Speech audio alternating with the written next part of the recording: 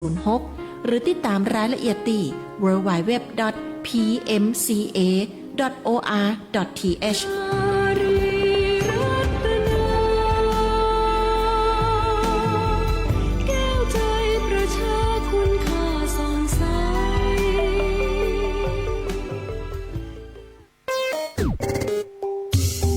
ข่าวสารบ้านเฮาเล่าข่าวม่วนส่งตรงทุกข่าวทั้งภาษาไทยและภาษาถิ่นสวท.ลำปาง FM 97 MHz และสวท.เพื่อการเรียนรู้และเตือนภัยภาคเหนือ AM 549 กิโลเฮิรตซ์ข่าวสารบ้านเฮาม่วนจริงใจได้สาระเนอะเจ้าสวัสดีเจ้าคุณผู้ฟังที่5ทุกท่านเจ้าแล้วก็สวัสดีน้องก้อยคนงามตยค่ะสวัสดีค่ะคุณผู้ฟังที่รักค่ะสวัสดีป้าลัดดากันชาติคนสวยย้วยวันนี้เป็นอย่างไรเนาะ เมื่อวานได้ข่าวว่าลำปางฝนตกหนักเลยหรือเหรออันนี้ไม่มีใครบอกตกจริงแต่ว่าไม่ได้หนักนะคือแป๊บนึงมีความรู้สึกว่ามันแรงอันนี้เท่าที่เดาดูนะเพราะว่าตอนที่ฝนตกไม่ได้อยู่บ้านแล้วกลับมาอีกทีมันสาดระเนระนาดที่นอนที่หลับเนี่ยไปหมดเลยก็บ้านเขาไม่ได้เรียบร้อยเหมือนบ้านตัวเองถ้าเกิดว่ามันมีลมอะไรเนี่ยนะโดยเฉพาะตรงรอยต่อของบ้านน่ะเนี่ยมันก็จะเข้าทางนั้นแหละน้ำฝนหยดติ้งเละหมดเลยแล้วนอนไงอ่ะก็นอนยังไงก็ต้องเคลียร์ให้เสร็จเรียบร้อยนะคะอย่างนี้แหละนะคะก็ถือว่าเป็นความสนุกสนานในช่วงของฤดูฝนให้ร่างกายได้สูบฉีดทั้งที่ก่อนหน้านั้นมันก็สูบฉีดเลือดลมแบบอย่างรุนแรงละพุ่งปรี๊ดเลยนะคะก็เหนียวเหนอะหนะหน่อยเนาะสูบฉีดอยู่เรื่อยเลยนะคะชีวิตมันต้องมีอะไรให้ตื่นเต้นอย่างนี้แหละถูกต้องไอ้ตื่นเต้นแบบมีเงินไหลมากองมีบ้างไหมอันนั้นเดี๋ยวงวดหน้าเจอแน่นะคะค่อนข้างมั่นใจว่าเป็นแบบนั้นนะคะเกิดมั่นทุกครั้งอยู่ในช่วงของฤดูฟ้าฤดูฝนอะไรจะเกิดเราก็ต้องทำใจสิ่งไหนที่มันปกป้องได้ก็ทำไปก่อนนะคะเพราะว่าเวลามันเสียหายขึ้นมาแล้วเนี่ยมันไม่สามารถที่จะกู้กลับคืนมาได้ถึงคืนได้ก็ไม่เหมือนเดิมใช่นะคะบางทีก็อาจจะต้องรอหน่วยงานที่เกี่ยวข้องทั้งที่มันเป็นทรัพย์สมบัติของตัวเองเนาะแต่พอถึงเวลาที่จะต้องเยียวยาหันเอามาฮือสักเตี้ย ขอให้ได้จมสมบัติตัวเองแท้ๆรัฐบาลเขาช่วยเยียวยามันก็ถือว่าเป็นสิ่งที่จริงๆแล้วไม่ต้องให้ก็ได้ไงแต่พอมันเกิดแล้วเนี่ยเขาพยายามที่จะทำให้ชีวิตของเราดำเนินไปได้ด้วยความสะดวกมากยิ่งขึ้นไม่ต้องลำบากไม่ต้องเหมือนอยู่ตัวคนเดียวลำพังอะไรอย่างเงี้ยนะคะในช่วงของฤดูฝนช่วงนี้วันนี้วันที่เท่าไหร่คะว้าววันนี้วันที่22ค่ะ22ตรงกับวันจันทร์ค่ะจันทร์ที่22เดือนอะไรคะเดือนมิถุนายน2569 24ชั่วโมงข้างหน้าประเทศไทยมีฝนลดลงค่ะและก็ยังคงมีฝนฟ้าคะนองบางแห่งเนื่องจากมรสุมตะวันตกเฉียงใต้กำลังปานกลางที่พัดปกคลุมอันดามันประเทศไทยและอ่าวไทยมีกำลังอ่อนลงด้วยก็ขอให้ประชาชนระวังอันตรายจากฝนฟ้าคะนองนะคะภาคใต้ช่วงนี้ใครจะไปเที่ยวกันบ้างก็ชิลๆไม่ถึงกับน่ากลัวอะไรนะคะถ้าภาคไหนฝนน้อยภาคใต้ก็น่าจะลดลงบ้างอะเนาะนั่นแหละแล้วก็บอกว่าช่วงนี้ก็หลีกเลี่ยงการเดินเรือในบริเวณที่มีฝนฟ้าคะนองแต่ทั่วๆไปก็ไม่ใช่มรสุมอะไรนะคะภาคเหนือมีฝนฟ้าคะนอง30%ของพื้นที่มีแม่ฮ่องสอนเชียงใหม่เชียงรายพะเยาน่านตากและเพชรบูรณ์ค่ะอุณหภูมิต่ำสุด 22-27 องศาสูงสุด 34-36 องศาเซลเซียสค่ะจะสังเกตคือไม่มีลำปางเว้นใดเว้นดีเนาะโอ้ยไม่มีก็ตกได้ไม่จำเป็นต้องให้ใครเชิญถึงเวลาเขาก็ตกของเขาเองอย่างเมื่อวานนี้เห็นปะตกดีตกงามแต่ใช่วันนี้เราจะอู้กันเรื่องอะไร อันนี้มาเริ่มต้นด้วยเรื่องของไทยกัมพูชาสักหน่อยเนาะหลายๆคนก็ติดตามข่าวอยู่ผู้อำนวยการศูนย์ข่าว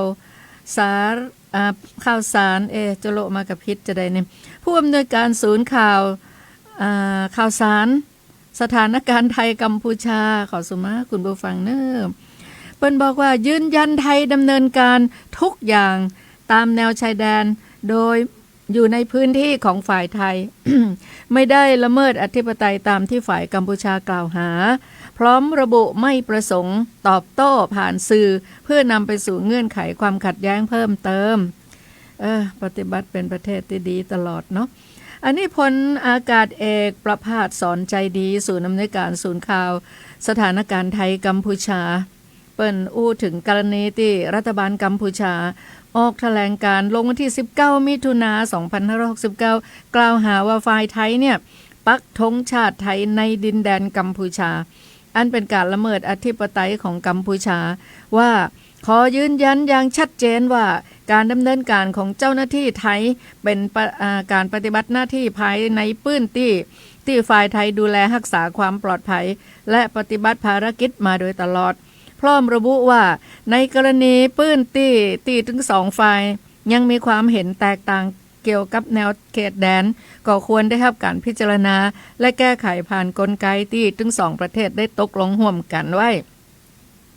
เพื่อป้องกันบ่ให้สถานการณ์ถูกตีความหรือว่าขยายความจนส่งผลกระทบต่อบรรยากาศความสัมพันธ์ระหว่างสองประเทศส่วนกรณีที่ฝ่ายกัมพูชากล่าวหาว่าไทยเผาคลังสินค้าบริเวณโอสเมดนั่นน่ะปัจจุบันก็ยังบ่มีข้อมูลหรือว่าหลักฐานใดที่สามารถยืนยันข้อกล่าวหาดังกล่าวได้ทั้งนี้ไทยก็ยังคงยึดมั่นในถ้อยแถลงร่วมตีถึง2ฝ่ายได้ลงนามร่วมกันเมื่อวันที่27ธันวาคมของปีที่ผ่านมา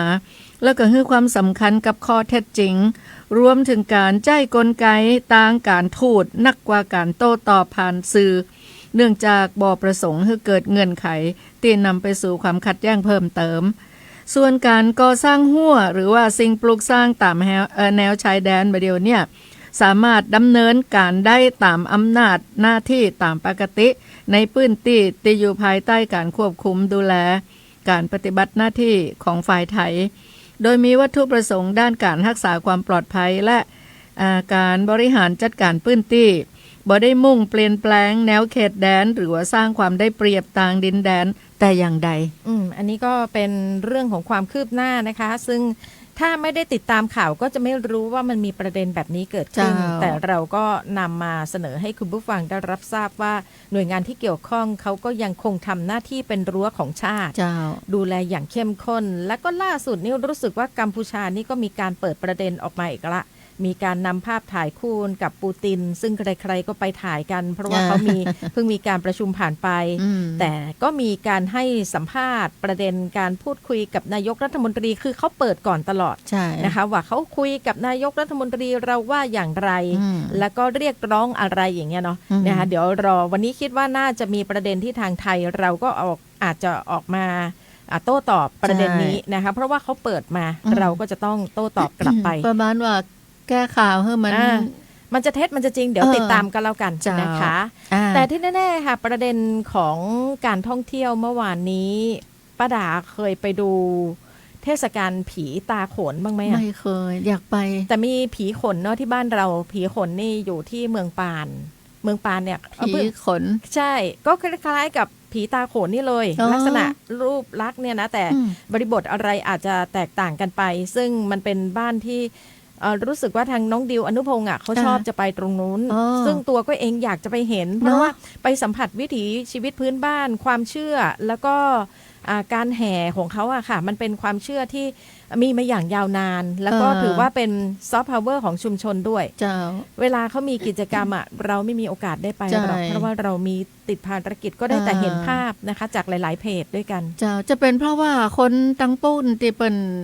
หู้เรื่องของผีตาโขนดีแล้วเป็นย่ายมาอยู่บ้านเฮาก็ไม่แน่ใจนะอาจจะคนละบริบทกันเลยแหละนะคะแต่ก็น่าจะเป็นเรื่องของพิธีกรรมที่คล้ายๆกันนะคะแต่พูดถึงเรื่องของผีตาโขนก็รู้สึกแปลกๆเพราะว่าเราเห็นว่าผีของเขาหน้าตาแปลกๆเนาะต้องเป็นหน้ากากแล้วก็มีการประดับตกแต่งอย่างสวยงามแต่ในอดีตเนี่ยเขาจะเอาหวดนึ่งข้าวเนาะนะคะทำมาเป็นเหมือนกับเป็นหมวกเป็นหมวกนั่นแหละนะคะแล้วก็มีการตกแต่งหน้ากากให้เป็นรูปทรงที่มันเอาไว้แนบกับหน้าแล้วมันก็ลงตัวมันจะเป็นหน้ากากยาวๆหน่อยเนาะแล้วก็เดี๋ยวนี้ก็มีการประดับลวดลายอะไรต่างๆที่มันดูแปลกตาสวยงามก็ไม่คิดว่าจะมีผู้คนไปเที่ยวเยอะขนาดเมื่อวานนี้นายกรัฐมนตรีไป นะที่จังหวัดเลยแล้วก็โอ้โหเห็นผู้คนมืดฟ้ามัวดินกางร่มกันนะคะในช่วงสายๆนะคะก็ถือว่าเป็นวัฒนธรรมอีกที่ดีงามอีกอย่างหนึ่งการสะท้อนให้เห็นถึงวิถีชีวิตของพี่น้องในชุมชนแล้วก็ความเชื่อต่างๆจนกลายเป็นที่เรียกว่าซอฟต์พาวเวอร์ดึงดูดนักท่องเที่ยวอย่างป้าดาเองก็อยากจะไปเห็นอยากไปมันจะเป็นอย่างไรเนาะจังหวัดเลยนี่บ่เคยไปเลยใกล้ป้าดาเนี่ยบ้านเราเนี่ยไปทางทองแสนขันเนี่ยนะไปทางเส้นเด่นชัยเนาะเข้าอุตรดิตถ์นะคะยังไม่ต้องถึงอุตรดิตถ์เข้าทองแสนขันนะลัดเลาะเข้าจังหวัดทางชายแดนของเพชรบูรณ์ไม่ใช่พิษณุโลกคำว่าจังหวัดชายแดนไม่ใช่ติดกับประเทศเพื่อนบ้านนะติดกับจังหวัดเลยนะคะส่วนหนึ่งของพิษณุโลกติดกับจังหวัดเลยก็ถึงละนะถึงเลยละแล้วก็ทั้งจังหวัดเขาอะค่ะที่ก็จะมีการนำเอาเอกลักษณ์นะเรื่องของผีตาโขนมาประดับประดาตกแต่งให้รู้ว่านี่เราเข้าเขตจังหวัดเลยแล้วนะไม่ไกลพูดถึงอีสานเนี่ยติดกับบ้านเรานี่แหละนะคะติดกับบ้านเราปีนึงก็มีครั้งหนึ่งเนาะใช่ปีหน้าถ้ายังอยู่ถ้าปีหน้าอยากไปมันเป็นช่วงของฤดูฝนอย่างนี้แหละนะคะก็ถือว่ามันเป็นวัฒนธรรมที่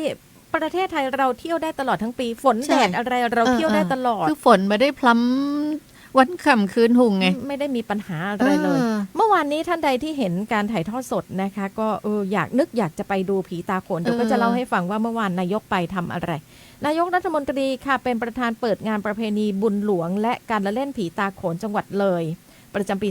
2569 เนี่ยด่านซ้ายใกล้บ้านเรานี่เลย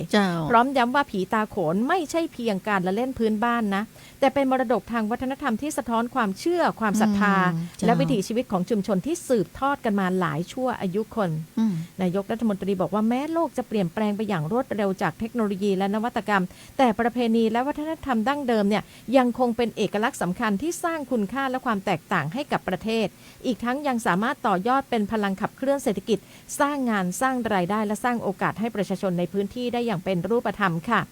งานผีตาโขนปีนี้เขาจัดขึ้น 20-22 วันนี้วันสุดท้ายโดยมีไฮไลท์สำคัญก็คือขบวนแห่ผีตาโขนอันยิ่งใหญ่ซึ่งได้รับความสนใจจากนักท่องเที่ยวทั้งชาวไทยต่างชาติส่งผลให้ที่พักในอำเภอด่านซ้ายและภูเรือมียอดจองเกือบเต็มทั้งหมดนะพอรู้ว่าจะมีประเพณีปุ๊บเนี่ยพอถ้าในแพลตฟอร์มต่างๆแล้วประดา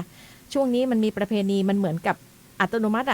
ก็คือราคามันจะถีบตัวสูงเลยเพราะว่ามันเหมือนมีคนต้องการที่จะจองในช่วงนี้เยอะต้องการสูง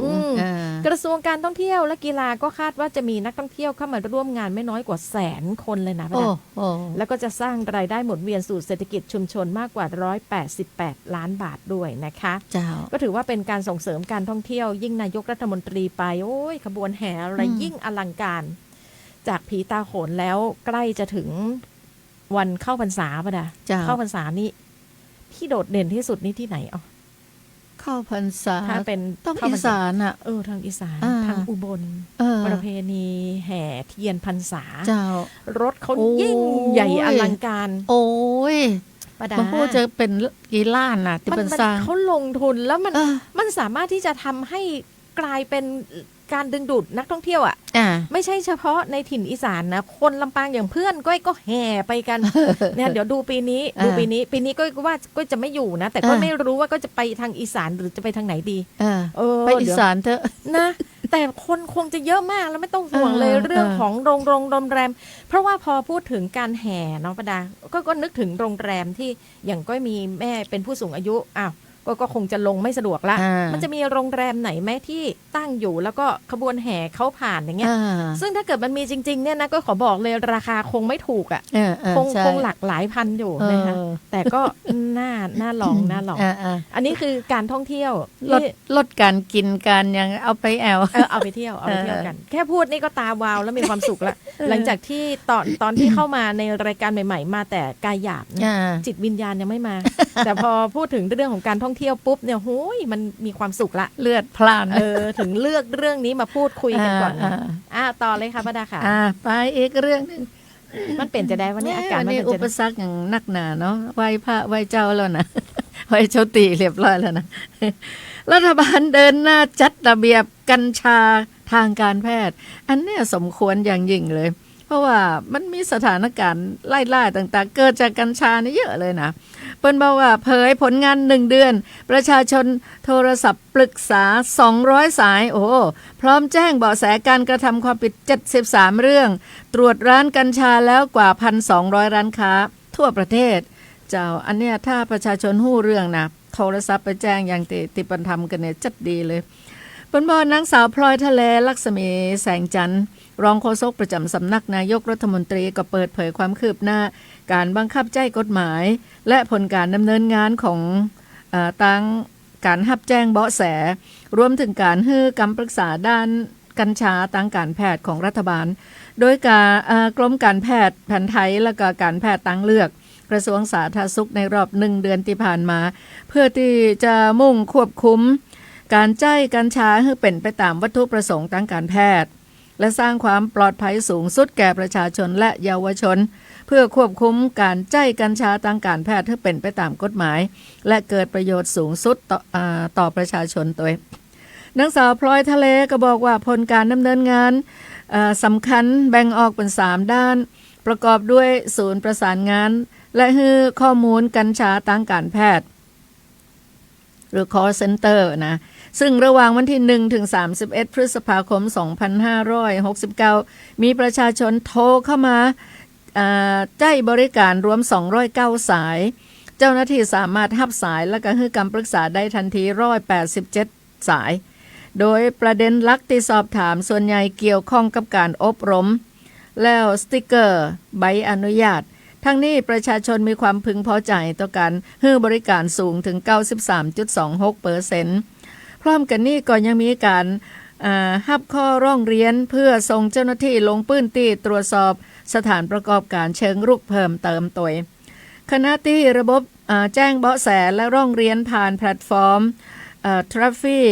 ฟองดูซึ่งเปิดให้แจ้งเหตุได้ตลอด24 ชั่วโมงตั้งแต่วันที่1 พฤษภาคมถึงวันที่12 มิถุนายน 2569 มีประชาชนร่วมส่งเบาะแสการกระทำความผิดเข้ามาแล้วจำนวน73 เรื่องซึ่งปัจจุบันเจ้าหน้าที่ก็ดำเนินการแก้ไขเสร็จไปแล้ว5 เรื่องและอยู่ระหว่างการดำเนินการ5 เรื่องนอกจากนี้ได้บูรณาการความร่วมมือหน่วยงานที่เกี่ยวข้องด้วยการส่งพนักงานเจ้าหน้าที่ลงพื้นที่ตรวจสอบสถานประกอบการกัญชาเชิงรุกแล้วนักกว่า 1,247 ร้านทั่วประเทศพร้อมดำเนินมาตรการตามกฎหมายอย่างต่อเนื่องถึงการจับกุมผู้กระทำผิดการพักใช้ใบอนุญาตรวมถึงการตรวจยึดและอายัดของต้องสงสัยจำนวนมากนโยบายหลักของรัฐบาลก็คือการสนับสนุนกัญชาเพื่อประโยชน์ทางการแพทย์และเศรษฐกิจสุขภาพเท่านั้นนะคะโดยปฏิเสธแนวทางกัญชาเสรีเพื่อการสันทนาการอย่างสิ้นเชิงรัฐบาลก็ขอความร่วมมือประชาชนสามารถร่วมเป็นหูเป็นตาแจ้งเบาะแสร้านผิดกฎหมายทางไลน์ก็คือ@Traffic ฟองดูทั้งนี้สามารถตรวจสอบพิกัดและใบอนุญาตผ่านระบบ MCGIS ทางเว็บไซต์ก็ได้หรือจะผ่านซุปเปอร์แอปหมอพร้อมซึ่งสามารถตรวจสอบได้ทั้งร้านค้าแปลงปลูกและวันหมดอายุใบอนุญาตรวมถึงสามารถขอคำปรึกษาผ่านสายด่วนศูนย์ประสานงานกัญชาทางการแพทย์โทรศัพท์022577042ในวันและเวลาราชการค่ะซึ่งก็ถือว่าเป็นอีกหนึ่งเรื่องที่หลายๆคนจับตามองดูการทำงานของรัฐบาลตอนนี้ปลูกได้แต่ต้องได้รับอนุญาตแล้วก็ที่สำคัญเป็นการปลูกเพื่อสุขภาพนะคะดูแลสุขภาพไม่ใช่เอาไปสันทนาการคำว่าสันทนาการขยายความซะหน่อยปะดะก็เขาว่ากินแล้วเพลินเจริญใจมากจนเกินไปแล้วทีนี้เกิดกินหนักขึ้นมาเนี่ยปัญหาขึ้นแล้วนันทนาการก็คือกำลังผ่อนคลายกำลังดีนะคะแต่สันทนาการเนี่ยมันเกินกว่าคำว่านันทนาการดังนั้นอ่ะบางอย่างมันอาจจะควบคุมไม่ได้มันเพลินจนเกินไปนะคะอันนี้ก็ถือว่าเป็นอีกหนึ่งเรื่องค่ะนำมาฝากให้คุณได้ฟังกัน8:23 นาทีท่านใดอยากจะสื่อสารกับเรานะคะ2เพจ Facebook ค่ะทั้ง FM 97 สวท ลำปางและสถานีวิทยุกระจายเสียงแห่งประเทศไทยเพื่อการเรียนรู้และเตือนภัยภาคเหนือค่ะเจ้าไปอีกเรื่องนึงตะลึงเอาล่ะตะลึงมันอย่างนี้กรมทรัพยากรธรณีรุดตรวจฟอสซิลกระดูกสันหลังไดโนเสาร์กินเนื้อขนาดใหญ่ที่ภูผาด่างจังหวัดสกลนคร อายุราว130 ล้านปีมันใจ130 ปีนะล้าน ย้อนกลับไปนะ ไก่หมื่นมาก มันไม่ใช่แค่ล้านนะมัน130 ล้านปี เขาเกิดมา10 จาดบ่นะ มันเกินไหม เราอาจจะเป็นตัวใดตัวหนึ่งก็ได้นะในยุคนั้น อาจจะเป็นหอยอยู่แถวๆนั้นก็ได้ เพิ่นบอกว่าเรียกได้ว่าเป็นข่าวดีของวงการบัพพชีวินล่ะบัพพชีวินวิทยาของไทยอีกครั้งเมื่อสำนักงานทรัพยากรธรณีเขต 2 กรมทรัพยากรธรณีลงพื้นที่ตรวจสอบซากตึกดำบรรพ์หลังได้รับแจ้งจากเทศบาลตำบลตองโขบอีล่ะเกี่ยวกับการพบสิ่งอันมีเหตุควรเชื่อได้ว่าเป็นซากดึกดำบรรพ์ณบริเวณภูผาด่างนี่ด้านห้วยหีบนะตำบลตองโขบเนาะอำเภอโคกศรีสุพรรณจังหวัดสกลนครโดยสิ่งอันมีเหตุควรเชื่อได้ว่าเป็นซากดึกดำบรรพ์ดังกล่าวถูกค้นพบโดยนายสำเร็จนนคำวงนะฮะเป็นเจ้าบ้านห้วยหีบเมื่อประมาณ30 ปีก่อนโอ้โหปุ๊บมาจัดเหมือนล่ะจุดที่พบอยู่ในลำห้วยหินลับพล้าในพื้นที่แหล่งท่องเที่ยวภูผาด่างอุทยานแห่งชาติภูผายนจังหวัดสกลนครโดยกลุ่มอาสานำเที่ยวภูผาด่างได้เล็งเห็นถึงความสำคัญของการค้นพบดังกล่าวจึงได้ประสานงานกับพิพิธภัณฑ์สิรินธรไดโนเสาร์มิวเซียม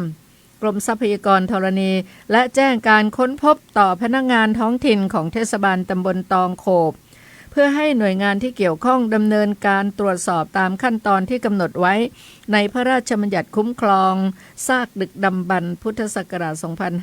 2551 จากการตรวจสอบพบว่าชิ้นส่วนที่แจ้งพบเป็นซากดึกดำบรรพ์กระดูกสันหลังไดโนเสาร์กินเนื้อขนาดใหญ่อยู่ในหินทรายขนาดละเอียดเนื้อปูนซึ่งบริเวณที่พบซากดึกดำบรรพ์ดังกล่าวเป็นลำห้วยคาดว่าชิ้นส่วนดังกล่าวน่าจะถูกพัดพามากับกระแสน้ำจึงได้ทำการสร้างขออภัยจึงได้ทำการสำรวจชั้นหินบริเวณโดยรอบแต่ยังไม่พบซากดึกดำบรรพ์เพิ่มเติมทั้งนี้ชั้นหินบริเวณดังกล่าวประกอบด้วยชั้นหินทรายเนื้อละเอียดสีน้ำตาลแดงชั้นหินโคลนและมวลสารพอกคาร์บอเนตจากลักษณะทางธรณีวิทยาและลำดับชั้นของหินพื้นที่ชั้นหินของพื้นที่ซากดึกดำบรรพ์ดังกล่าวน่าจะมาจากหินทรายในหมวดหินเสาขัวกลุ่มหินโคราชซึ่งมีอายุอยู่ในยุคครีเทเชียส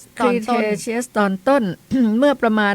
130 ล้านปีก่อนซึ่งในประเทศไทยมีการค้นพบไดโนเสาร์กินเนื้อขนาดใหญ่หลายชนิดจากหมวดหินเสาขัวได้แก่ไดโนเสาร์สยามโมไทรันนัสนะอีสานแอนทิสอีสานเอนซิสไดโนเสาร์สยามไมโซรัสสุธีธรณีไดโนเสาร์ภูเวียงเวเนเตอร์แย้มนิยมมิและไดโนเสาร์วารุแรปเตอร์หนองบัวลำพูแอนซิสโอ้ได้ยินแบบนี้แล้วเพิ่งรู้นะเนี่ยว่าบ้านเรานี่มีหลากหลายสายพันธุ์เหลือเกิน แต่ละพันธุ์มันก็อาจจะแต่ละยุคแต่ละสมัยอะไรก็ไม่รู้ซึ่งปัจจุบันพิพิธภัณฑ์สิรินธรกำลังดำเนินการอนุรักษ์ตัวอย่างที่ห้องปฏิบัติการพิพิธภัณฑ์สิรินธรค่ะเพื่อให้เราสามารถศึกษาวิจัยและระบุชนิดของชิ้นส่วนซากดึกดำบรรพ์ดังกล่าวแล้วก็นำไปจัดแสดงที่ศูนย์บริการนักท่องเที่ยวภูผาด่างต่อไปครั้งนี้จังหวัดสกลนครป้าดาเคยไปเที่ยวไหมยังไม่ถึงอะไรป้าดา80แล้วยังไปไม่ทั่วเลยสกลนครยังไม่เคยไปยังไม่ได้ไปก็ยังไม่ไป ทางอีสานนี่ไปก็นั่นน่ะไม่ได้ไปอารมณ์เดียวกันเลยเนี่ยทะลุไปหนองคายเลยใช่ไหมผ่านจังหวัดต่างๆถึงหนองคายก็ข้ามไปแอวลาวก็ไปหนองคายก็ตอนที่ไปรถไฟตอนนั้นแหละก็ทะลุไปหนองคายเลยผ่านอุดรก่อนอุดรกับหนองคายห่างกันแป๊บเดียวเองนะไม่กี่นาทีประมาณ10 กว่านาทีก็ถึงละแต่อุดรเนี่ยโอ้โหเมืองเขาใหญ่นะใช่ยังไม่เคยไปเหมือนกันแค่ผ่านคือเขาใหญ่ทางภาคอีสานภาคอีสานบนอีสานล่างของเขานะแล้วก็อุดร อุบลอีกนะคะ อุบลนี่ หนองคา ยิ่งไม่ได้ไปใหญ่เลย นั่นแหละนะคะ อุดรยังได้ผ่านบ้าง ทั้งนี้จังหวัดสกลนครมีการค้นพบซากดึกดำบรรพ์อยู่หลายที่แล้วก็เป็นซากดึกดำบรรพ์ชนิดใหม่ของโลกหลายชนิดด้วย อย่างเช่นปลาโบราณสยามเอเมียคานาขออภัยค่ะสยามเอเมียนาคาจระเข้สยามโมซูคัสภูพอกเอนซิสและจระเข้วาราโนซูคัสสกลนครเอนซิสและยังมีซากดึกดำบรรพ์อื่นๆนะอย่างเช่นไดโนเสาร์เต่าฉลามน้ำจืดน้ำจืดยังมีฉลามไข่ของสัตว์เลื้อยคลานแล้วก็ไม้กลายเป็นหินอันนี้ก็แสดงถึงความหลากหลายทางชีวภาพบรรพการของจังหวัดสกลนครและนับเป็นพื้นที่ศักยภาพทางด้านบรรพชีวินวิทยาของประเทศอีกพื้นที่หนึ่งด้วยนะคะต้องไปทางอีสานนะอ่านว่าบรรพชีวินบรรพชีวินคืออะไรคือวิทยาศาสตร์ที่ศึกษาเกี่ยวกับสิ่งมีชีวิตในยุคธรณีวิทยาในอดีตนั่นเองนะคะก็เป็นอีกหนึ่งความรู้เผื่อว่าจะเป็นอีกหนึ่งแนวทางสำหรับคนที่บ่ฮู้จะไปแอลไหนละแน่นะคะก็จะมุ่งไปพอไดโนเสาร์คงมาไปประมาณนั้นหน้าฝนก็ว่าเนี่ยถึงเวลาละหน้าฝนเนี่ยนะเดี๋ยวก็จะมีที่แถวๆชัยภูมิเรื่องของดอกกระเจียวนะคะมันจะสดชื่นมันเริ่มพลิมาหลายดอกแล้วนะใช่ไหมป้าดาตามอยู่ใช่ไหมแต่มันต้องเดินไหวนะป้าดาไหวอยู่เขาก็จะมีรถรางป้าดาเนี่ยยังไหว80ยังแจ๋วนะคะแต่อย่างแม่ก็นี่หมดสิทธิ์ละทำไมต้องพูดถึงแม่บ่อยก็คือเราต้องดูแลแม่เราความใกล้ชิดเราจะเปรียบเทียบไผ่คือสำหรับหลายๆคนที่อาจจะต้องดูแลผู้สูงอายุและกะจะพาท่านไปเที่ยวด้วยเนี่ยนะก็คือท่านไม่สามารถทิ้งแม่ไว้ในห้องพักและท่านจะเดินไปมันไม่ได้ดังนั้นน่ะท่านไปซะตอนที่ท่านยังไหวแม่ยังไหวนะคะไปเดินยังพอเดินไหวไงอาจจะไม่รู้หรอกที่ลูกพาไปน่ะผ่านตาแวบๆแต่เดินได้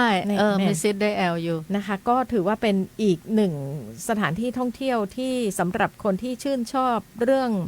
ย้อนยุคแบบนี้นะคะมันแสดงถึงอารยะของเราที่มันมีมาอย่างคือประเทศไทยเราอ่ะมันตั้งตระหง่านอยู่อย่างเงี้ยนะมานานแล้วแต่กว่าจะก่อร่างสร้างเป็นประเทศไทยอ่ะผ่านร้อนผ่านหนาวมาแล้วก็ครั้งหนึ่งเรามีโอกาสได้เห็นซากของไดโนเสาร์แล้วก็ไปตรวจสอบแล้วไอ้สายพันธุ์นี้มันกินเนื้อนะเว้ยมันเคยอยู่ตรงนี้มาก่อนอะไรเงี้ยจริงๆที่เกาะคาก็มีนะใช่ไหมก็ไม่รู้ไม่ค่อยแน่ใจในข้อมูลแต่ที่แน่วันก่อนพูดคุยกับลุงโบพันโทชูเกียรติมีโฉมนะคะซึ่งเป็นผู้ที่ไปพบเจอภาพเขียนสี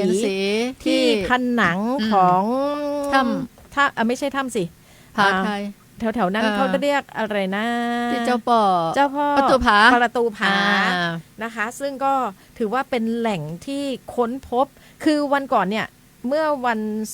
ศุกร์ใช่ไหมวันศุกร์ที่เดี๋ยวก่อนที่เราไปไลฟ์สดให้กับพาณิชย์ที่เขาเอาทุเรียนมาขายเนี่ยนะก็ไม่แน่ใจว่าวันใช่วันศุกร์แม้ศุกร์ที่19 17ถึง19ถูกต้องแล้วล่ะนะคะก็นัดเจอกับลุงโบเรามีหน้าที่ต้องผลิตคลิปเกี่ยวกับเรื่องของซอฟต์พาวเวอร์ที่มันดึงดูดนักท่องเที่ยวเสียดายมันไม่เกิน2นาทีก็เลยไม่มีโอกาสได้พูดคุยกับลุงโบนะคะว่าแล้วลุงโบไปรู้ได้อย่างไรว่าไอ้สีเนี่ยมันน่าจะเป็นสีที่เขาเคยเขียนมาก่อนเมื่อ1,000 กว่าปีที่ผ่านมาอะไรอย่างเงี้ยคืออยากจะถามให้ลึกกว่านั้นแต่เวลาน้อยเหลือเกินนะคะก็เป็นอีกหนึ่งเรื่องที่ใครผ่านไปผ่านมาแถวเจ้าพ่อประตูผานะคะก็สามารถที่จะแวะไปได้กับภูเขาหินที่ตั้งตระหง่านเป็นเหมือนกับเป็นประตูแล้วก็เป็นหน้าผานะคะผ่านเข้าไปเนี่ยมันจะมีทางเดินก็บัดได้ลำบากนะขึ้นไปกับบัดได้ลำบากเขาทำดีนั่นแหละรอให้เราได้ไปยืนเพื่อความสะดวกสำหรับคนที่จะแวะเข้าไปดูใช้เวลาไม่นานต้องยกย่องลุงโบนะก็ถึงอยากจะถามไงแล้วก็ท้าทามแล้วนะท้าทามลุงโบว่ามีโอกาสเมื่อไหร่มาจัดรายการด้วยกันตอนนี้กำลังอยู่ในช่วงของการค้นหาว่าช่วงเวลาไหนจะได้ให้ลุงโบมาเล่าเรื่องมหัศจรรย์ของจังหวัดลำปางที่เราอาจจะก็เล่าไปเยอะนั่นแหละเนี่ยบุคคลแบบนี้ค่ะที่ก็อยากจะได้แล้วก็มันเล่าให้เราได้ฟังแลกเปลี่ยนเรียนรู้ฟังกันแบบเพลินๆแบบเนี้ยนะแกเล่าได้เพลินด้วยและสาระเนี่ยนะประดามันก็สนุกสนานได้ไม่จำเป็นที่จะต้องเอาเรื่องฆ่ากันตีรันฟันแทงกันมารีรันมาวนลูปอันนี้ได้ความรู้ด้วยนะคะเดี๋ยวมีโอกาสเดี๋ยวจะมาเชิญลุงโบมาพูดคุยกันแล้วกันนะคะตอนนี้ 8:33 นาทีในมือประดายังเหลืออีก1ข่าวจัดเลยค่ะ ข่าวต่อไปอันนี้เป็นอูถึงเรื่องของผนังอุโมงค์รถไฟดอยหลวงถล่มดอยหลวงอยู่ไหนคนงานดับ2 รายบาดเจ็บสาหัสอีก2 รายด้านการรถไฟสั่งเร่งตรวจหาสาเหตุพร้อมเยียวยาผู้ได้รับผลกระทบเต็มที่การรถไฟแห่งประเทศไทยแสดงความเสียใจต่อครอบครัวผู้เสียชีวิตและส่งกำลังใจให้ผู้ได้รับบาดเจ็บกรณีเกิดเหตุผนังอุโมงค์ดอยหลวงถล่มขณะที่ผู้รับจ้างกำลังดำเนินงานติดตั้งระบบกันซึมภายในอุโมงค์ในโครงการก่อสร้างทางรถไฟสายใหม่ช่วงเด่นชัยเชียงรายเชียงของสัญญาที่3ซึ่งทำให้ผู้ที่มีผู้เสียชีวิตจำนวน2 รายได้แก่นายอภิเดชอายุ24เองเป็นคนกาญจนบุรีและก็นายตู้อายุ29ปีสัญชาติเมียนมานอกจากนี้ก็ยังมีผู้ได้รับบาดเจ็บสาหัสถึง2 รายภายหลังเกิดเหตุเจ้าหน้าที่ความปลอดภัยของโครงการก็ได้เข้าดำเนินการปิดกั้นพื้นที่เกิดเหตุทันทีพร้อมประสานหน่วยงานเกี่ยวข้องเข้าช่วยเหลือและก็ตรวจสอบสถานการณ์อย่างเร่งด่วนโดยนำส่งผู้ได้รับบาดเจ็บเข้ารับการรักษาที่โรงพยาบาลส่วนผู้เสียชีวิตก็ได้ส่งต่อให้หน่วยงานที่เกี่ยวข้องดำเนินการตามขั้นตอนตามกฎหมายรถไฟไทยก็ได้สั่งการให้บริษัทผู้รับจ้างหยุดปฏิบัติในพื้นที่เกิดเหตุเป็นการชั่วคราวก่อน2 วันเองนะฮะเพื่อให้ผู้เชี่ยวชาญและหน่วยงานที่เกี่ยวข้องเข้าตรวจสอบสภาพโครงสร้างสภาพแวดล้อมในการทำงานและหาสาเหตุของเหตุการณ์อย่างละเอียดรอบด้านก่อนกำหนดมาตรการด้านความปลอดภัยเพิ่มเติมเพื่อป้องกันบ่ให้เกิดเหตุในลักษณะเดียวกันในซ้ำแถมอีกยังมอบหมายให้บริษัทผู้รับจ้างร่วมกับรฟท.ดำเนินการดูแลเยียวยาและให้ความช่วยเหลือผู้ได้รับผลกระทบและครอบครัวอย่างเต็มที่และนอกจากนี้ก็ได้สั่งการให้มีการทบทวนมาตรการความปลอดภัยของงานก่อสร้างอุโมงค์และงานก่อสร้างโครงสร้างขนาดใหญ่ในทุกโครงการที่อยู่ระหว่างดำเนินการพร้อมกำชับให้ผู้รับจ้างผู้ควบคุมงานและก็ผู้เกี่ยวข้องทุกฝ่ายปฏิบัติตามมาตรฐานความปลอดภัยอย่างเคร่งครัดเพื่อสร้างความมั่นใจว่าการดำเนินโครงการเนี่ยจะเป็นไปด้วยความปลอดภัยสูงสุดเจ้าไม่มีใครอยากให้เกิดแต่มันเกิดไปแล้วก็ขอแสดงความเสียใจกับครอบครัวของผู้ที่จะต้องมาสูญเสียก็คิดว่าน่าจะเป็นคนงานนั่นแหละนะคะแล้วก็เรื่องเนี้ยมันเป็นช่วงฤดูฝนนะคะการอ่อนตัวของดินยิ่งการทำอุโมงค์อะไรอย่างเงี้ยเนาะมันก็ถือว่าเป็นเรื่องของความปลอดภัยที่จะต้องเข้มงวดเข้าไปอีกซึ่งก็เชื่อว่าบริษัทผู้รับเหมาเองเนี่ยเขาก็พยายามทำตามกฎกติกาก็คือมาตรฐานเรื่องของความปลอดภัยแต่บางอย่างมันเป็นปัจจัยแวดล้อมที่มันอาจจะไม่ได้ครอบคลุมอยู่ในมาตรฐานตรงนั้นเป็นเรื่องของธรรมชาติเป็นสถานการณ์เฉพาะหน้าดังนั้นเนี่ยที่เขาให้หยุดเนี่ยนะคะก็เพื่อที่จะให้ผู้ที่เกี่ยวข้องเข้าไปสำรวจตรวจสอบว่ายังสามารถที่จะทำต่อได้ไหมนะคะแล้วก็มันจะต้องเพิ่มเรื่องของความเข้มงวดอะไรต่อไปอีกเขานึกไปถึงภาพสมัยตะกอนที่ญี่ปุ่นมาสร้างทางรถไฟเนาะอันนั้นก็ล่มเสียหายล่มตายกันเยอะนะอันนั้นก็เอาเฉลยศึกมานะคะก็คือมีการบังคับจนกระทั่งลมหายใจสุดท้ายอ่ะไม่ได้มีคุณธรรมอะไรล่ะนะคะก็ล้มหายตายจากกันไปนะคะแล้วก็เหลือไว้แค่อนุสรณ์สถานต่างๆแล้วก็ความจดจำของความสูญเสียแล้วก็แลกมาซึ่งทางรถไฟสายมรณะอะไรอย่างเงี้ยนะคะแต่พูดบ้านเราเนี่ยใกล้ที่สุดก็คือถ้ำขุนตาลนี่ท่านก็จะเห็นภาพดึกดำบรรพ์ไม่เชิงว่าดึกดำบรรพ์ไม่ได้เก่าขนาดนั้นนะคะสมัยที่เขาสร้างใหม่ๆก็ใช้วิธีเอาพวกอุปกรณ์เครื่องไม้เครื่องมือใช้มือของมนุษย์เรานี่แหละขุดเจาะเข้าไปให้พวกเจาะเนาะขุดขึ้นไปเซาะเข้าไปนะคะก็ถือว่าตอนนั้นเป็นถ้ำที่มีความยาวที่สุดนะคะแต่ปัจจุบันไม่ใช่แล้วมีถ้ำที่ยาวกว่านั้นนะคะซึ่งก็อยู่ทางเส้นทางจากกรุงเทพไปนครราชสีมานะคะเดี๋ยวให้ก้อยระบุพิกัดนะสำหรับท่านใดที่ไปเส้นทางนั้นก็คงจะได้เข้าถ้ำซึ่งยาวมากกว่าจะสดออกมาเนาะกว่าจะพ้นคือตอนนั้นที่เขาเปิดใหม่ๆเนาะพนันเนาะ ก็มีรถไฟวิ่งได้ไม่กี่ขบวน เนื่องจากว่ามันมีขี้ฝุ่นขาวนะคะมาเยอะมากอ่ะคือถ้าเหมือนกับว่าพอขุดพอเจาะแล้วทำรางรถไฟอะไรแล้วล่ะก็ไม่ได้ตรวจสอบความพร้อมว่ามันพร้อมที่จะให้รถวิ่งผ่านไหมพอรถวิ่งผ่านปุ๊บเนี่ยไอ้ขี้ฝุ่นเศษควันอะไรจากการขุดการเจาะเนาะพวกปูนอะไรต่างๆนะคะมันปลิวคุ้งไปหมดเลยพอผ่านออกมาหันมาเจอกันอีกทีพอสว่างปุ๊บเฮ้ยมันคืออะไรนะคะกี่เที่ยวต่อกี่เที่ยวจนในที่สุดเขาก็จะต้องปิดเส้นทางนั้นก่อนแล้วก็มีการปรับปรุงตอนนี้ก็ผ่านได้แบบปกติมากยิ่งขึ้นละนะตัวก็เองก็ผ่านไปละ2 ครั้งด้วยกันนะคะ8:39 นาทีเอาเรื่องของความคืบหน้าบัตรสวัสดิการแห่งรัฐซึ่งเมื่อวานนี้เป็นวันสุดท้ายสำหรับคนที่ได้รับสิทธิ์มาก่อนนะคะแล้วก็ได้ใช้สิทธิ์เนี่ยได้รับเงิน300 บาทเพื่อนำไปซื้อของมาโดยตลอดตอนนี้ต้องสมัครใหม่ทั้งหมดนะคะคนที่ถือสิทธิ์อยู่แล้วก็แค่ยืนยันที่จะขอรับสิทธิ์แต่ไม่ใช่ว่าหมายความว่าคุณจะได้นะเท่าที่ก็เข้าใจนะก็เขาจะไปตรวจสอบดูมันมีอะไรเกินเลยจากข้อกำหนดหรือเปล่านะคะแต่ตอนเนี้ยคือมันหมดสิทธิ์แล้วเนาะช่วงที่ผ่านมาใครที่เคยได้รับสิทธิ์อยู่เขาเปิดโอกาสให้ลงทะเบียนยืนยันสิทธิ์จนถึง5 ทุ่มเมื่อคืนนี้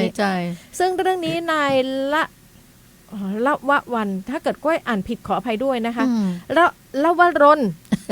รนแสงสนิทปลัดกระทรวงการคลังก็บอกว่าเมื่อวานเนี่ยเป็นวันสุดท้ายของการเปิดให้ลงทะเบียนและยืนยันสิทธิ์ถึง5 ทุ่มเลยเนาะในโครงการลงทะเบียนเพื่อสวัสดิการแห่งรัฐปี69นะคะถึง5 ทุ่มของเมื่อวานนี้นะคะซึ่งจากนี้ไปเนี่ยเดี๋ยวสรุปก่อนเขาเปิดเผยถึงความคืบหน้ายอดการลงทะเบียนล่าสุดนะคะไม่ใช่ของเมื่อคืนนะคือก่อนหน้านั้นอ่ะมีผู้ถือบัตรรายเดิมเข้ามาลงทะเบียนยืนยันตัวเองสำเร็จแล้ว12,400,000 กว่ารายแล้วก็ผู้ที่ยังไม่ได้ลงทะเบียนยืนยันสิทธิ์อีกประมาณ 730,000 รายค่ะส่วนกลุ่มผู้ตกสำรวจก็คือคนที่ควรจะได้รับสิทธิ์แต่ไม่ได้รับสิทธิ์เนี่ยที่ทางกระทรวงมหาดไทยรับหน้าที่ประสานงานนั้นปัจจุบันนี้ก็ได้ดำเนินการลงทะเบียนแล้วเสร็จจำนวน 1,43,412 คนหรือคิดเป็น99.61% ของกลุ่มเป้าหมายทั้งหมดนะคะแล้วก็หลังจากปิดระบบเมื่อคืนนี้แล้วเนี่ยทางกระทรวงการคลังก็จะดำเนินการตรวจสอบคุณสมบัติแล้วก็คัดกรองข้อมูลโดยมีกำหนดการประกาศผลการตรวจสอบสิทธิ์ในวันที่17 กรกฎาคมขอเวลาอีกไม่ถึง1 เดือนนี้แล้วนะคะ17 กรกฎาคมก็จะรู้ละว่าผู้ลงทะเบียนใหม่และผู้ที่ยืนยันตัวตนแล้วเนี่ยใครบ้างที่จะได้รับสิทธิ์ก็สามารถที่จะตรวจสอบผลการลงทะเบียนได้ผ่านช่องทางอย่างเป็นทางการนะคะทั้งเว็บไซต์ของโครงการแอปพลิเคชันเป๋าตังแอปพลิเคชันทางรัฐและช่องทางของธนาคารรัฐนะคะโดยหลังประกาศผลก็คือ17 กรกฎาคมผ่านไปแล้วเนี่ยก็จะมีการเปิดให้ยื่นอุทธรณ์สำหรับผู้ที่ไม่ผ่านเกณฑ์ดังนั้น17 กรกฎาคมประกาศเฮ้ยอย่างบะมีจื้อเปิ้ลทั้งที่ตัวเองก็อาจจะรู้อยู่แก่ใจแล้วล่ะว่าเฮ้ยที่ผ่านมาทำไมฉันได้อ่ะอันนี้ฉันก็ควรจะได้อันนี้ก็เรียนให้ทราบว่าเขาจะไปตรวจสอบใหม่ทั้งหมดเลยนะคะและถ้าเกิดว่าคุณก็ยังมีความรู้สึกว่าฉันควรจะได้เพราะว่าคราวที่แล้วฉันได้มาแล้วเนี่ยไม่ได้สนใจอะไรละเขาก็จะเปิดโอกาสให้คุณได้ยื่นอุทธรณ์นะคะแล้วก็จะสามารถที่จะใช้จ่ายสิทธิ์ได้ตั้งแต่วันที่1 สิงหาคมก็ถือว่าเร่งด่วนนะประดาเพราะว่าช่วงนี้เราได้รับสิทธิ์ของทางภาครัฐก็คือโครงการไทยช่วยไทยนะคะประดาก้อยเองคนที่ไม่ได้รับสิทธิสวัสดิการแห่งรัฐเนี่ยก็ได้ใช้สิทธิ์ 1,000 บาท4 เดือน60-40รัฐออกให้ 60% เราออกเอง 40% ส่วนคนที่ถือสิทธิสวัสดิการแห่งรัฐท่านจะใช้สิทธิ์ได้ก็คือเดือนนี้มิถุนายนแล้วก็เดือนกรกฎาคมอีก1 เดือนจากนั้นท่านไปลุ้นดูนะคะว่าท่านจะได้รับสิทธิ์ต่อไปหรือเปล่าถ้าท่านไม่ได้รับสิทธิ์เดือนหน้าก็จะเป็นเดือนสุดท้ายของท่านแล้วก็สำหรับคนที่สมัครแล้วผ่านแล้วเนี่ยก็จะใช้สิทธิ์ได้ตั้งแต่1 สิงหาคมเป็นต้นไปเจ้าค่ะก็เขาเห็นถึงความมุ่งมั่นของรัฐบาลที่อยากจะให้ทุกคนได้อะเนาะก็ตรวจสอบแล้วตรวจสอบอีกเนาะเพราะว่าถ้าเกิดว่าใช้สิทธิ์ไปแล้วก็มันมีข้อกังขาปะดะได้กันทั้งบ้านอย่างเงี้ยเงินก็ดูท่าทีจะมีรถก็มีใช้กันแทบทุกคน ปัญหา มันไม่ใช่แค่ครอบครัวละหนึ่งคันนะ เจ้า แล้วก็บ้านนี่ก็หรูกินอยู่ฟู่ฟ้า อ่า พอถึงเวลาเนี่ยเขาไปใช้สิทธิสวัสดิการแห่งรัฐ อืม มันไม่เป็นธรรมกับคนที่เขาไม่ได้รับและควรที่จะต้องได้รับไง แล้วเขาแก้ไขจะได้ก็งงนะ ก็นี่ไงเขาถึงต้องเอาไปตรวจสอบใหม่ไง เออ นะคะ ถ้าเกิดว่าท่านรู้สึกว่ายังไม่ได้รับความเป็นธรรมอะไรอย่างไรเดี๋ยวเขาก็จะให้อุทธรณ์เองนะคะ ในช่วงที่ผ่านมาก็ต้องขอบคุณผู้นำชุมชนที่ทำการตามกฎกติกากันอย่างเข้มข้น ไม่เลือกพรรคพวก แม้ว่าจะใช่พวกของท่านหรือเปล่า ท่านทำไปตามหน้าที่ เจ้า ซึ่งบางคนเขาอาจจะมีทรัพย์สินอะไรเกินก็ตามหรือว่ามันจะต้องมีแหละเปิ่นเกยได้อะอะไรเงี้ยตัดความรำคาญท่านอาจจะลงทะเบียนให้ไปก่อนนะคะแล้วก็หลังจากนั้นเดี๋ยวเขาก็จะจัดการเองนะเพราะว่าเมื่อวันก่อนวันเสาร์วันพฤหัสบดีที่ผ่านมามีโอกาสไปได้ไปจังหวัดเคลื่อนที่แล้วไปเจอท่านคลังจังหวัดท่านขอประชาสัมพันธ์เรื่องเนี้ยนะคะว่าวันที่21วันสุดท้ายสำหรับการยืนยันนะสำหรับคนที่เคยได้รับสิทธิ์น่ะต้องยืนยันก่อนนะถ้าเกิดว่าท่านไม่ยืนยันท่านเพิกเฉยท่านไม่อยู่ในสิทธิ์เลยนะไม่มีโอกาสได้รับเลย ถือว่าคือโอกาสแล้วแต่ท่านบ่สนใจเองขณะเดียวกันก็พูดคุยประเด็นที่ก็ได้ยินเข้ามาหนาหูก็คือว่าบางคนเนี่ยไปหากำนันผู้ใหญ่บ้านผู้นำชุมชนว่าจะลงทะเบียนตรงเนี้ยแล้วก็ถูกตัดนะคะตัดก็คือว่าบอกว่าไม่ต้องลงอะเสียเวลาก็คือตัวเองอาจจะมีทรัพย์สินเกินแต่มันก็เกิดข้อกังขาเนี่ยท่านคลังก็บอกว่าก็รับลงมาก่อนก็แล้วกันเดี๋ยวหน่วยงานเขาตรวจสอบเองนะคะก็ป้องกันการปะทะกันว่างั้นเถอะนะคะตอนนี้ 8:44 นาทีนำทุกท่านเข้าสู่ช่วงนี้กันต่อค่ะช่วงศูนย์ราชการขานไขโดยสวท.ลำปางและคณะอนุกรรมการประชาสัมพันธ์แห่งชาติระดับจังหวัดลำปางเจ้าคุณผู้ฟังวันนี้เราจะขานไขอันหยังจากส่วนราชการนะฮะพระบาทสมเด็จพระเจ้าอยู่หัวทรงพระกรุณาโปรดเกล้าโปรดกระหม่อมให้พันเอกเปรมินทร์ราชฤทธิ์บริรักษ์นะฮะท่านเป็นกรมวังผู้ใหญ่ระดับ10เจิญเครื่องสังฆทานพระราชทานไปถวายแด่พระครูปลัดบุญยวัฒน์พระครูบาเกียรติยศพรหมปัญโยเนื่องในโอกาสอายุมงคลวัดครบ33ปีและกระเป๋าพระราชทานแก่นักเรียนจำนวน300คนวันอาทิตย์ที่ผ่านมา21มิถุนายนเวลาบ่ายโมง39นาทีพระบาทสมเด็จพระเจ้าอยู่หัวทรงพระกรุณาโปรดเกล้าโปรดกระหม่อมให้พันเอกเปรมินทร์ราชฤทธิ์บริรักษ์นะฮะท่านเป็นกรมวังใหญ่ระดับ10เจิญเครื่องสังฆทานพระราชทานไปถวายพระครูปลัดบุญยวัฒน์หรือ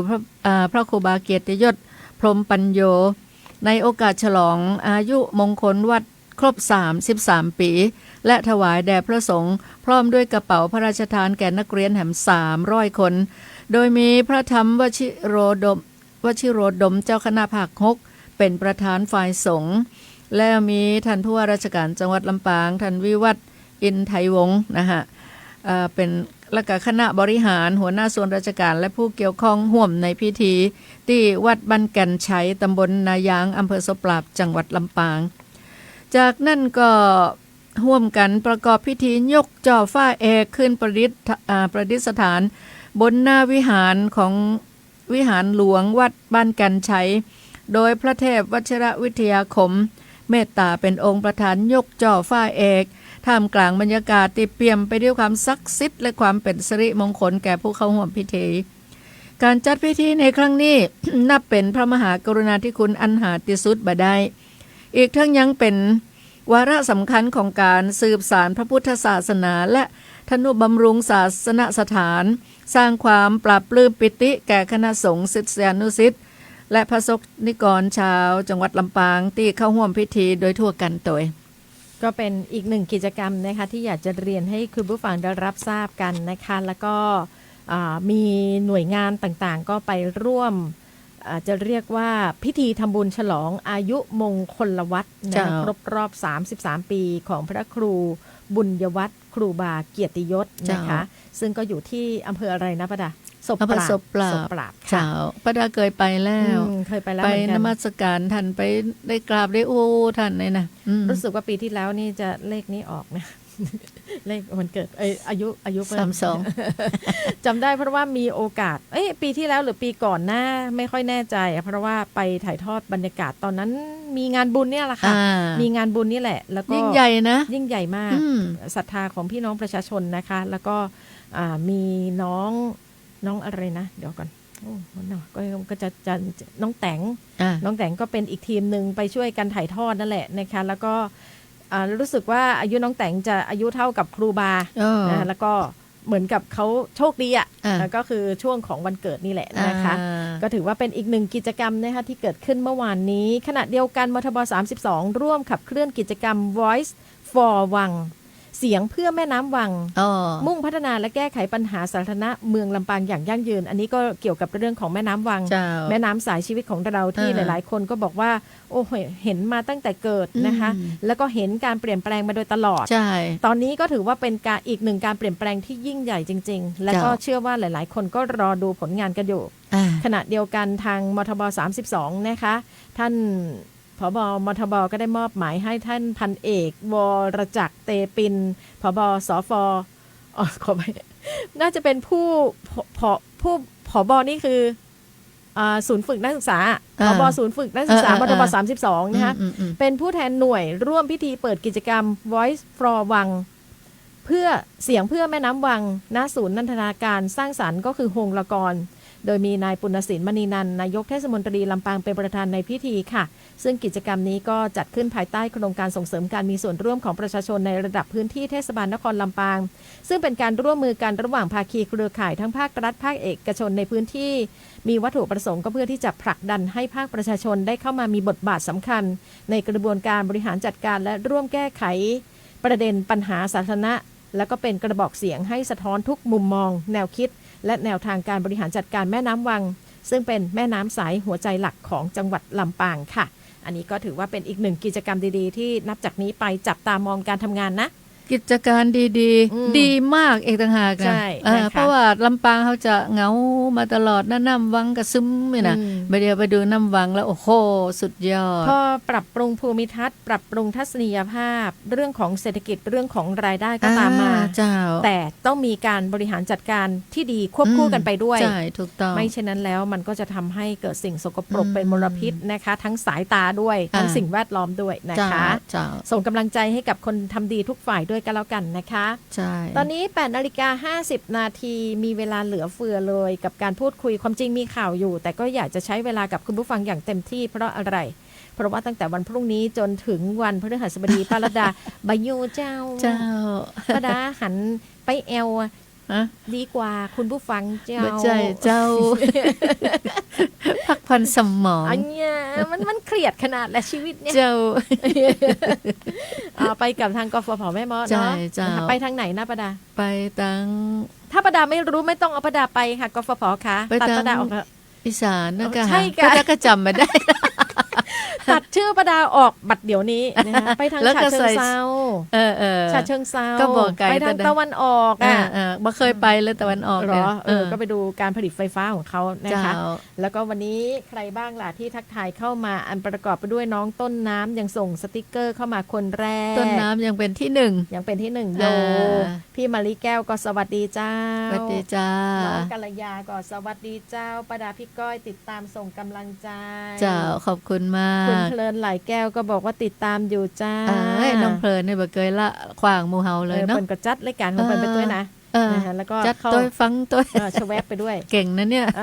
คุณสุเมธีสวัสดีเช้าวันจันทร์ค่ะป้าดาน้องก้อยรับชมอยู่ค่ะขอบคุณจ้าส่งดอกไม้มาอีก1 กำมือเนี่ยขอบคุณฮะพี่ติ๋วภาวนาสวัสดีเจ้าปิดาน้องก้อยสวัสดีจ้าคุณเอราวัณมารายงานตัวเหมือนเช่นเคยครับเป็นกำลังใจให้ครับขาดบัตรได้ไหนละวันตั๋วต้องมาทุกวันนะใช่นะคะพี่มนชนกสวัสดีเจ้าป้าดาคุณก้อยสวัสดีเจ้าน้องสกุลรักสวัสดีค่ะป้าดาสวัสดีค่ะพี่ก้อยทักทายส่งกำลังใจให้จ้าขอบคุณมากพี่อำพันธ์สวัสดี2 สาวติดตามอยู่เนอะเจ้าขอบคุณที่สุดคุณสง่าสวัสดีครับสวัสดีเจ้าเช่นเดียวกับอาเม้งเมืองรถม้าก็สวัสดีครับเข้ามา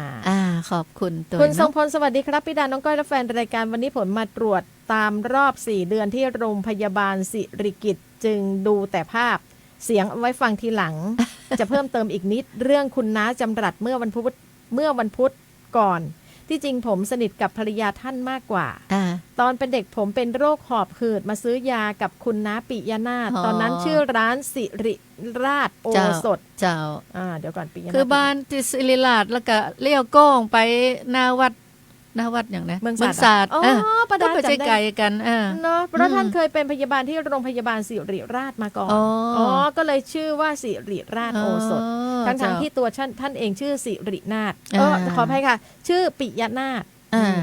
นะคะ ก็บอกว่าแนะนำให้แม่ผมไปเอารกนะซึ่งมีสารอาหารบำรุงร่างกาย และลดอาการภูมิแพ้มาต้มให้ผมกิน รกของอะไรอย่าง บะฮู้บะบอข้อบัใจโรคค้นมันก็ โอ้น่ากลัวแต่แม่จ้างลุงข้างบนข้างบ้าน แม่จ้างลุงข้างบ้าน ให้ไปขอที่โฮงยากลางโต้งโรคคนแตกอะไปขอที่กลางโต้งอะ โอ้โห โฮงยากลางโต้งก็คือโรงพยาบาลลำปางทุกวันเนี่ยนะคะ ใช่ใช่ เมื่อก่อนแถวนั้นคือทุ่งนา ตรงข้ามเรือนจำนี่ทุ่งนาทั้งนั้น ก็ เล อยู่ ย กลางตรงเลย เป็นตึงฮ้องว่าโฮงยากลางโต้ง มา มาต้มใส่ข่าตะไคร้ดับกลิ่น แล้วหลอกผมว่าปอดหมูป่า ลุงเพิ่งไปยิงมาได้เมื่อเช้ามืดนี่เอง อันนี้โกหกกัน บรรจุ ก็ช่วยบรรเทาอาการไปได้เยอะครับนามสกุลของคุณน้าจำรัดคล้ายของผมเลยสุวรรณเลิศอันนี้คือความทรงจำของคุณทรงพลนำมาเล่าให้คุณได้ฟังกัน เจ้า คุณ ขอบคุณนักดนตรีบัดทิ้งรายการขนาด ค่ะ อยู่กับหมอนะ ใช่ ล้อหมอ ยังอุตส่าห์พิมพ์ข้อความมา เจ้า พี่อภัยสวัสดีค่ะ คุณป้ารัตดาน้องก้อยติดตามข่าวสารเหมือนเดิมเป็นกำลังใจให้เหมือนเดิมค่ะ แล้วก็อย่าลืมดูแลสุขภาพด้วยนะคะ จ้าขอบคุณมาก พี่ใหม่มัตติมนส่งมา1สติกเกอ นี่ ร์ น้องไม้มาแอลลำปางพอง ค่ะ พี่ต้นน้ำสวัสดีวันจันทร์ต้นสัปดาห์ครับพี่ก้อยป้ารัตดา สุราษฎร์ธานีเช้านี้ในเมืองแดดออกอยู่ เมื่อวานนี้วันอาทิตย์ตอนบ่าย3บางจุดฝนเอาทั้งลมอะไรท่าเลยครับเดี๋ยวก่อน เอาตึงลมตึงฝนมา เนาะน่าจะประมาณนั้นนะถ้างั้นก็คล้ายๆกับบ้านเรา เจ้า นะคะบ่าย3ก็ยังอยู่เชียงใหม่อยู่เลย ที่นั่นก็ฝนก็ลม แต่ก็เป็นบางจุดประดะ เจ้า นะคะ แล้วก็มันก็เงียบๆหายเป็นพักๆแต่บ้านเรานี่ที่บ้านก็เนี่ยบอกแล้วว่ารั่วแบบสาหัสมากเดี๋ยวงวดนี้แหละจะสร้างใหม่ละ สาธุ แล้วก็คุณลุงพี่ชัยสวัสดีครับ ติดตามอยู่ส่งกำลังใจมาให้ครับ ขอบคุณเจ้า พี่สุจิตราคุณสุจิตราเดี๋ยวกันสุจิตราถูกต้องละ สวัสดีครับป้ารัตดาคุณก้อยเป็นกำลังใจสาระอย่างแน่นๆอยู่โอเค สุจิตราเหรอชื่อผู้หญิงทำไมครับอ่ะ เดี๋ยวสวัสดีค่ะป้ารัตดาเนาะ อ่า แต่กี้ก้อยพูดครับ ครับ ล่ะ อ่า สุมาตัวเจ้าลำปางมีดีส่งมา1สติกเกอร์ ขอบคุณเจ้า พี่สุเมธีเมื่อวานก็ได้ไปงานนิทรรศการแม่น้ำวังค่ะ คนสนใจน้อยไปหน่อยค่ะ อาจจะเป็นเพราะว่าการประชาสัม ประ พันธ์ ชาใช่ การประชาสัมพันธ์ถือว่าเป็นเรื่องสำคัญนะคะ เนาะ ก็อาจจะรู้กันเฉพาะกลุ่มเนาะ นะคะ ก็เราพอมันมีผลอะไรเกิดขึ้นแล้ว เดี๋ยวเราก็ค่อยๆทยอยช่วยประชาสัมพันธ์ให้อีก1แรงนะคะ เจ้า แล้วก็คุณใช้ชีวิตให้มีความสุขทุกวันก็ส่งมา1สติกเกอร์ให้โอกาสป้าดาร่ำลาแฟนรายการในช่วง3วันที่ไม่อยู่นี่จะฝากอะไรบ้าง อ๋อก็ ก็จะไปแอลเพื่อกันละกันนะ แล้วก็ตัวก็เองก็ประกาศรับสมัครนะคะใครอยากจะมาจัดรายการกับก้อยในช่วง3วันนี้นะคะ จ้า ก็สามารถที่จะ ถ้าจัดเข้าตายึดเลยประดาไปซะ ไม่3วันนี้ก็จองคิวมาได้ แล้วก็พร้อมเพย์อยู่ในเพจ Facebook ก็เป็นที่เรียบร้อยแล้วจ่ายเงินล่วงหน้าด้วยป้าดาไม่อยู่ก็จะทำมาหากินของก็ตั้งหน้าตั้งตาทำมาหากินนะคะถ้าหน่วยงานใดนะคะคิดว่ามีข่าวสารที่จะประชาสัมพันธ์และคิดว่าน่าจะสร้างประโยชน์ได้ แล้วก็ในช่วงเนี้ยถ้าท่านเห็นคุณค่าความสำคัญ ท่านสามารถมาจับจองคิวนะสื่อสารเข้ามาบอกว่าช่วงป้าดาไม่อยู่เดี๋ยวขออนุญาตมาคุยเรื่องนั้นเรื่องนี้ ยินดีมากๆเลยนะคะไม่ต้องตลอดทั้งชั่วโมงก็ได้ หรือว่าถ้าไหวทั้งชั่วโมงท่านก็พูดมาเลยนะคะ ชั่วโมงนี่พอดีอ่ะ ได้ยินเสียงก้อยใช่ไหมประชาสัมพันธ์นะคะในช่วง3วันที่ไม่อยู่ เพราะว่าป้ารัตดาติดภารกิจไปกับศึกษาดูงานกับกฟผ.แม่เมาะนะคะดังนั้น3วันเนี้ยปกติแล้วตัวก็เองก็จะนั่งขยี้ข่าวอยู่คนเดียว ซึ่งมันก็ไม่ได้สนุกสนานอะไรเท่ากับการที่เราจะพาคุณผู้ฟังไปเปิดโลกเปิดมุมมองอะไรต่างๆนะคะหน่วยงานใดที่คิดว่าน่าจะมีข้อมูลที่เป็นสาระประโยชน์ เชิญเลยเนาะ แล้วก็ไม่รังเกียจรายการเราคือ รายการเราไม่ได้เลิศเลยอยู่บนฟ้าที่จะต้องมานั่งเก๊กแล้วก็เคร่งเครียด สามารถที่จะพูดคุยผ่อนคลายไปได้ นี่คือสไตล์ของเรานะ ใช่ นะคะก็สามารถที่จะมาใช้ชั่วโมงตรงนี้ได้2คลื่นความถี่ด้วยกันทั้งสวทลำปาง FM 97 เมกะเฮิรตซ์และสวทเพื่อการเรียนรู้และเตือนภัยภาคเหนือ AM 549 กิโลเฮิรตซ์บาดา เจ้า วันนี้คุยกันยังไงเนี่ยเวลาเหลือนะคะเดี๋ยวยังมีเรื่องเกี่ยวกับความจริงแล้วก็มีข้อมูลเกี่ยวกับใครนะผู้นำของชื่อก็ยังไม่ค่อยจำเลยของกัมพูชา ชื่อประเทศก็จะลืมๆนะเนี่ยฮุนเซนสมเด็จฮุนเซนนะเขาถูกบล็อก Facebook นะกรณีเกี่ยวกับเรื่องของการตอบโต้โดยใช้คำพูดคือแน่นอนประเทศที่ออกแนวประเทศไทยไงเหมือนกับเป็นประชาธิปไตยแต่ออกแนวเผด็จการเนี่ยนะเขาก็จะมีเบื้องลึกเบื้องหลังแล้วก็มีเนี่ยประโยคที่เขาโพสต์เมื่อวันที่2 มิถุนายนอย่างเช่นคำกล่าวที่ว่าพวกที่เอะอะอะไรก็คิดจะล้มตระกูลหุนผมขอฝากบอกพวกแกไว้ตรงนี้เลยนะใครก็ตามที่บังอาจคิดล้มล้างรัฐบาลโผล่หัวออกมาเมื่อไหร่ผมจะทุบเมื่อนั้นถ้าพวกคุณยังคงดึงดันและพูดเรื่องล้มล้างตระกูลหุนผมขอสลักบอกพวกแกให้ชัดๆเลยว่าต่อให้ไม่มีตระกูลหุนเป็นผู้นำมันก็ยังไม่ถึงคิวของพวกแกอยู่ดีพวกแกก็คืออีกฝ่ายหนึ่งนะคะที่เขาพยายามที่จะเข้ามาแทนที่กันเพราะมีเพียงกลุ่มเทวดาและลูกหลานเทวดาเท่านั้นที่มีสิทธิ์ถือครองอำนาจในประเทศนี้นะคะปรากฏว่าคนที่ถูกกล่าวหานะคะเขาอีกฝั่งหนึ่งเขาก็พากันไปหาพี่มาร์คซักเคิลเบิร์ก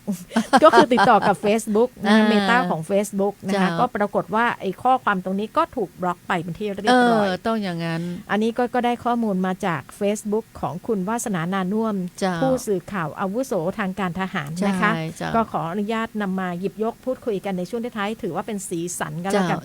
ว่าบ้านนี้เมืองนี้มีแบบนี้ด้วยไม่ใช่บ้านเรานะหมดเวลาวันพรุ่งนี้เจอกันใหม่สวัสดีค่ะสวัสดีเจ้าเสียงแห่งประเทศไทยและเครือข่ายทั่วประเทศเสนอข่าวต้นชั่วโมงรู้เร็วรู้จริงกับ